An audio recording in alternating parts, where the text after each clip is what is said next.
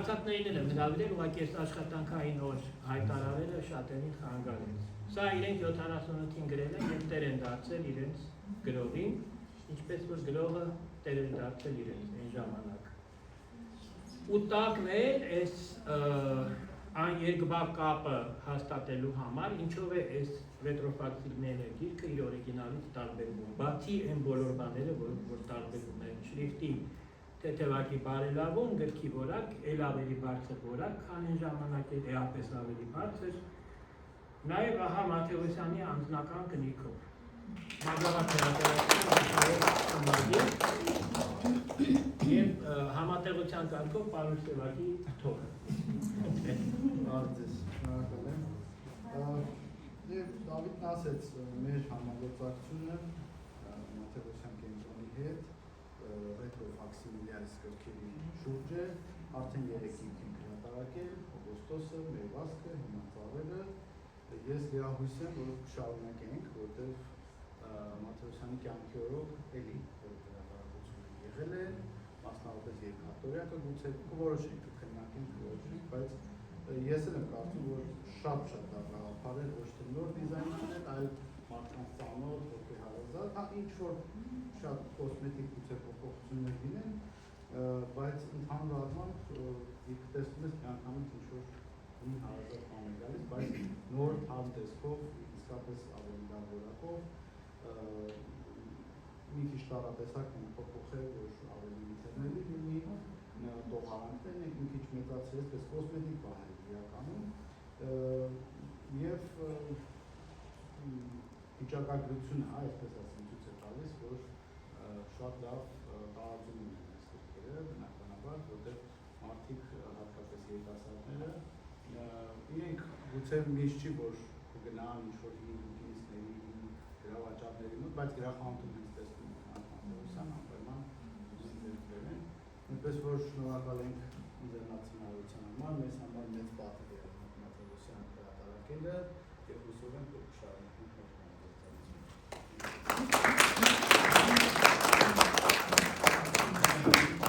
Այս գիրքը հիմա այս մի օրինակը տանտիկ են վերջիններին, որ այստեղ ներկա է, որպես մեր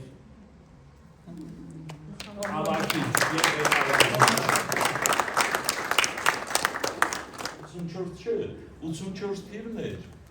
ու տեղապել նաև գալիս ենք Սևակին ենք հասնում, Պարուս Սևակի 60-ամյակն էր, մենք կուրսով որոշել էինք հենց ֆակուլտետով միջոցառում կազմակերպել, ու այդ միջոցառումները շարք դառավ, մի շաբաթ գնում էր, ու հրավիրում էինք բոլոր մերոնց, մեր հեղինակներին, այդ նպատակով գնացինք նաև Մաթևոսյանի մոտ, երկար դիմադրեց։ Այդ ամբողջ անթրոպոլոգիան էլ դրան միտված եւ այլն, բայց մենք վերջը հաղթեցինք։ Եկավ։ Հա, դիրա գրել։ Հա, եկավ։ Դե չէր սիրում։ Գիտես։ Եկավ շատ սիրուն էր այդ ամեն ինչը։ Այդ 84 թվականի ձմռանն է եղել։ Այդ հանդիպումը ու ձերքանը։ Արդեն դիտի չեմ ապագայի, նրանք 84-ին չէին։ Համոսայանին էլ այդ տարին հրավիրեցիք, ես առաջին անգամ իրեն հանդիպեցի ձեր հրավերով Համոսայան 70-ամյակներ բան էր ստացվում։ Այո, 70-ամյակներ։ Քանի որ անկախ նրանից մի մասը չի եկել կամ եկել է, ով էր որ լինեինք, որովհետև մենք մերոնցով պիտի լինեինք, ուզում եմ առաջարկել, որ եթե խոսք ունեք ասելու, ինչ-որ մեկը խնդրում եմ ինքնառաջադրվել։ Մենք հանդիպեցինք Հրանտ Մաթևոսյանի հետ, Էջմիածնում, վեհարանում ընդունելություն էր, հիմա չգիտեմ ինչ առիթով էր, չեմ հիշում, և նույնիսկ մի հատ լուսանկար ունենք, որը շատ երկար ժամանակ իմ տանը դրված էր դաշնամուրի վրա, հետո ինձ այնքան ասեցին, ինչ ես մեծանում բան ես անում, Հրանտի հետ նկարվան, ասի լավ, բայց ես դաշնամուրի վրա էր, չէ, դաշնամուրի պահով չէ, հիմա այդ նկարը միևնույնն է, որպես նրանք ասում իմ տանը պատվում է, բայց արդեն դաշնամուրի վրա չի, ուրեմն և այդ ժամանակ ընկերուհիս, ես ընկերուհուս հետ էի, Հրանտին պատմեց մի պատմություն, որ մեր տեն շրջանն էր, որ անվերջ հարձակումների թիրախ էր։ Գերուիս ասեց, ես մի հաղորդում եմ լսել ռադիոյով։ Հրանտը մի անգամից կանխեց, ասեց վերջին ժամանակներում ես կարողանում եմ խուլ լինել։ Մտածեց այդ բամբասանքներից մեկը պիտի հիմա վերարտադրի, բայց իրականում շատ սիրուն պատմություններ։ Գերուիս այդ պատմությունը լսել էր, երբ ծառերը լույս էին տեսել ռուսերեն, ռադիոյով, պատմությունը հետևյալն էր, ասում այդ ռուս աղջիկը ռադիոլրագրողը շատ այդպես ջերմ բաներ ասեց ծառերի մասին, եւ ասեց, ես ուրեմն այդ ծառերը պայուսակից մեջ դրած դուրս էի եկել, առատ ձյուն էր գալիս, ու երբ որ ձյունը ընկնում էր պայուսակից վրա, ձյունը հալվում էր, դա այդ գրքի ջերմությունից էր, հուշը իմը չի, ուղղակի սիրուն էր, ուզեցի պատմել։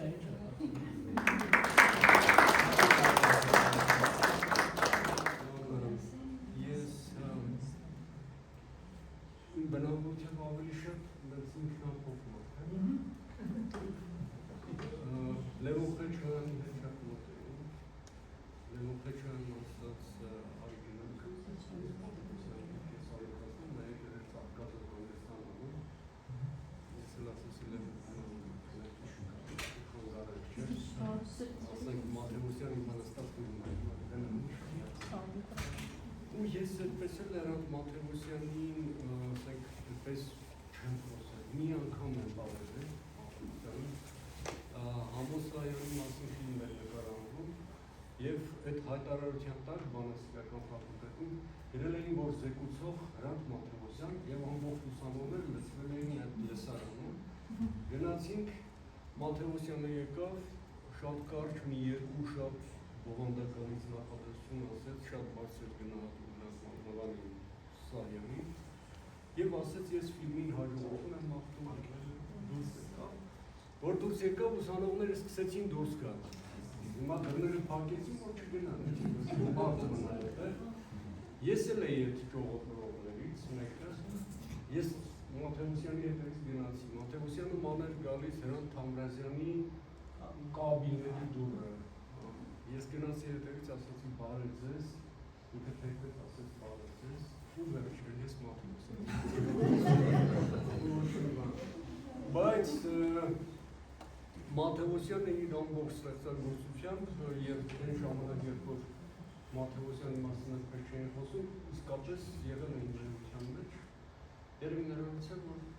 չգիտեմ, ես գյուղում եմ ապրել, միշտ եղել եմ գյուղում, որտեղ աշխատել եմ, ես գնացել եմ իմ գյուղը։ Ես քավսեցի եմ Հրազդանի շրջանի այդ գյուղը, մինչև Հրազդան հասնելը։ Եթե ես գյուղում չլինեի, երևի Մաթևոսյանի մասին Մաթևոսյանի ստեղծագործությունները երևի թե չէին այդպես նկատել։ Շատ լավ է, որ այդպես է։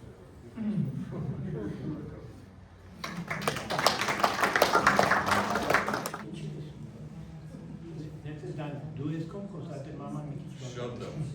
Ուրեմն բոլորս Մաթևոսյան կանտացել ենք, Մաթևոսյանի պաշտամունք եղել է և կա, բայց երևի քչերն են տեսել Մաթևոսյանի գրելուց, կոնկրետ տեքստ գրելուց, երևի մենակ տնեցիներ են։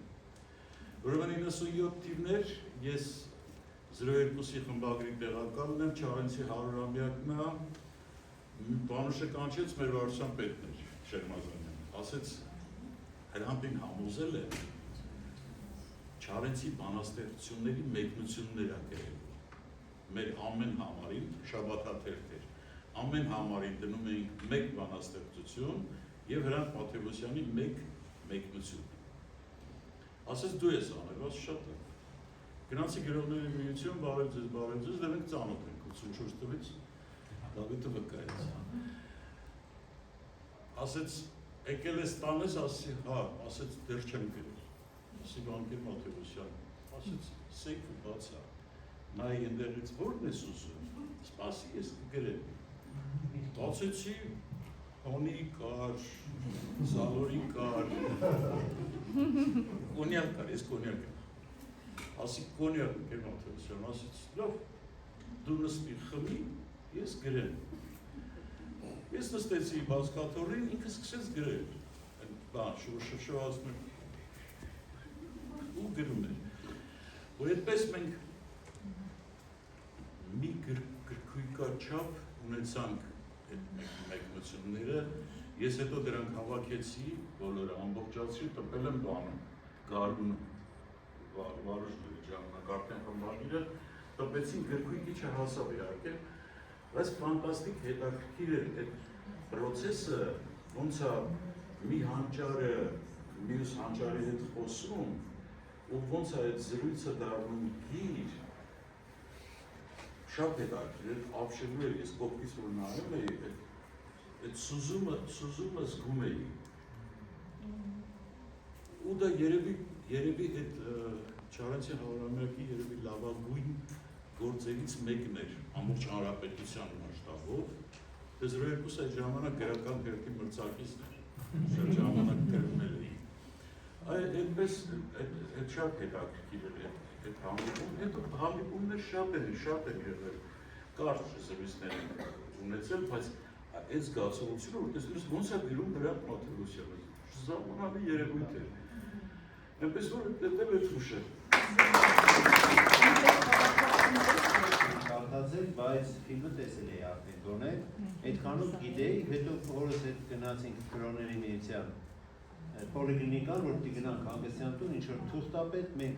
տնիկները դնելով գնում ենք, ենք ողից ջահել մարդ է գալիս, որ ջինսով,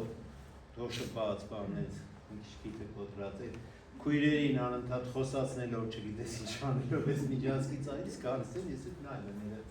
հետո եկան օրս հետ հանդիպեցին, շատ ջերմ, ողջավորվեցին, խոսեցին, բա գնացին,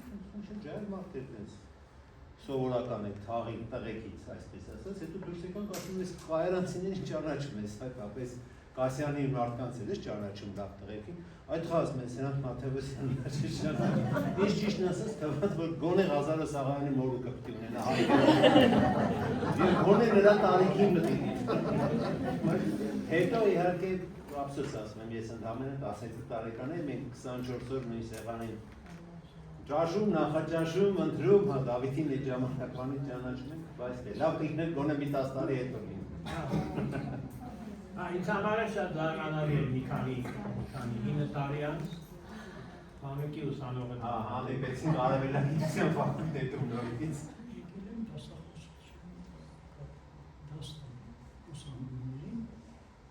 Երեխաներին ասեցին, պարոն Սարգսյան, այսօր Մաթևոսյանի հետ հանդիպում, Աբելյանի թատրոնում, ասի ինչ է, փախնեիք, գնանք, ասի փախնեիք, ասեց, բայց դուք ասել եք, դասերից հանկարծ չփախնեք, այո ասեցին, անիմաստ չփախնեք, դուք ինձ հարցրեցիք առաջին օրը, փախել եք, ինձ հարցրեցիք, փախել եք դուք ուսանող ժամանակ, ասեցի իհարկե փախել ենք դասերից, փախել ենք երբ Մարտիրոս Սարյանի հողարկավորությունն էր, փախել ենք երբ Եղեռնի օրը արգելված էր, նախորդ կազմակերպած բանում էինք գնում, ծաղկեմ, եշում և փախնեիք, դուք էլ փախնեիք, նպատակային ոչ թե գնայիք փողոցում թափառեիք, այլ փախնեիք։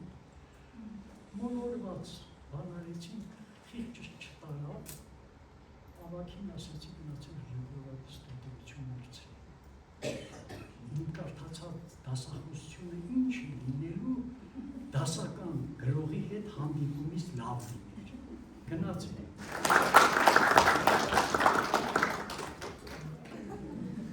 Ավելի հեռու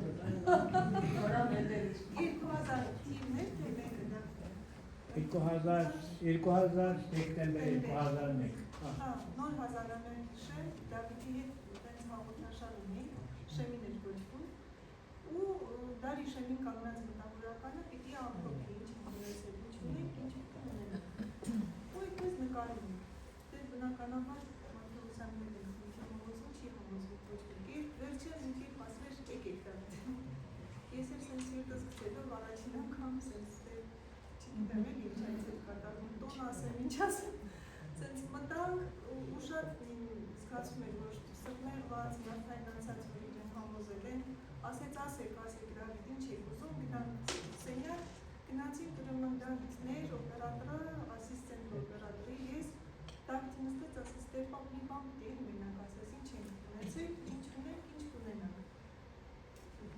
լավ հիշում եմ, բասկաթորեն նստած ասեց լավ, մի երկու րոպե աչքերը փակեց ու սկսեց սենց հրաբուխի պես ու ես հասկանում եմ, որ այս վարկյանին տեսնում եմ, որ հանճարը ստեղծագործում անում, որս ձեզ նկարագրեմ, այն տպավորությունը, որ այդ սենյակի օդը շիկացել է, բոլորը սենց պապանձվել ենք, իսկ ինքը չխոսող մարդը, մեկը մյուսի հետևից, ու դու հասկանում ես, այդ միտքը հիմա մտածեց, այդ միտքը հենց հիմա եկավ դրան հասավ, հետո էս, մենակ են հասցրեց օպերատորասի, որ պետականներ էին, որ վերջացավ շուտ-շուտ ասիստենտ դտա, խափով տվեց, ինչքան րոպե, տենց փոխեցինք արագ, խոսեց, մեկ էլ վերջացրեց, բոլորս մի ծպտոն չենք անում, ինքն էլ այս այդ աչքերը փակվեց, սենց տես խալվեց, ու մի քանի րոպե ձեն չի հանում, բոլորը սենց ձեն չենք հանում, մեկ էլ սենց այս խաշնամա եմ սարքել։ Մենք խաշնամա ունենք, հիմա ես դե պատկերացում եք, չէ, սենց ոնց ականիցներից մեջ սրտից դպտոպոցն գնացել ենք խոհանոց տիկին վերջնեն ընդեղ արդեն սևալին դրել, տղամարդիկ ընդեղ ով էին լցնում, ես էլ որ ձերքերից ցնցվում եմ, էլի տենց, ոնց այդ հարթությունից ուրիշ հարթության մեջ չեմ կարողանում այդ նույն մարդու մեջ ես սենց տեղավորը ձերքերս դրել եմ տակը, որ մի քիչ այդ ծածկվի, մինչև որ ուշքի գա ու կողքն եմ նստած եմ լրիվ սենց կատաստրոֆա վիճակ մեկ էլ նայեց ես էլ այդ ժամանակ սարսափելի մի հարի էլի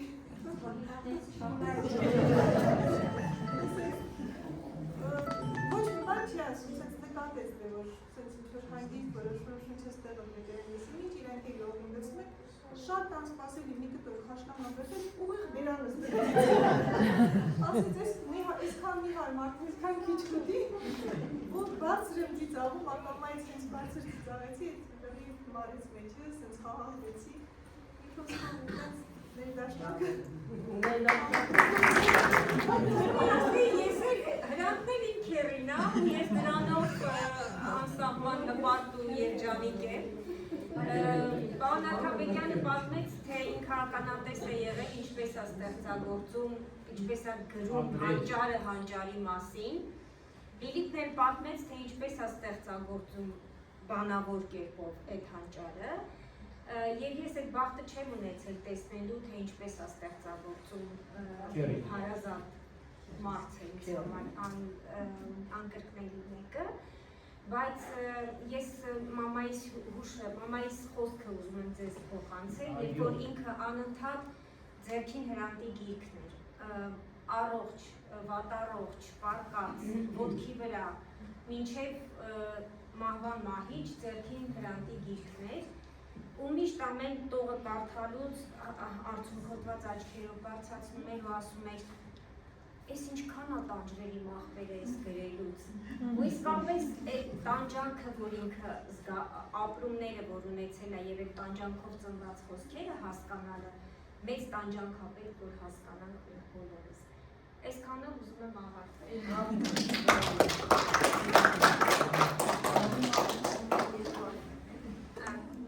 Վիոլետա Գևորգյանին էին նկարել, և ինչ էր պատմում,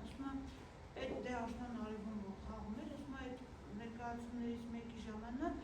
ասեցին, որ հրանտի ծնողներն են այստեղ, մոտ հիմա մենք ուզված խաղում են, բան, հետո ասում եմ վերջում բանը, հրանտի մաման տենց դե գալիս են շնորհավորելու բան պոլիսներ, ասեցին հրանտի մաման եկել, ուզում են քեզ տեսնի, ասում եկավ, ձեռքս մեծ ամուր բաներեց, Նավտելը գրեցիր։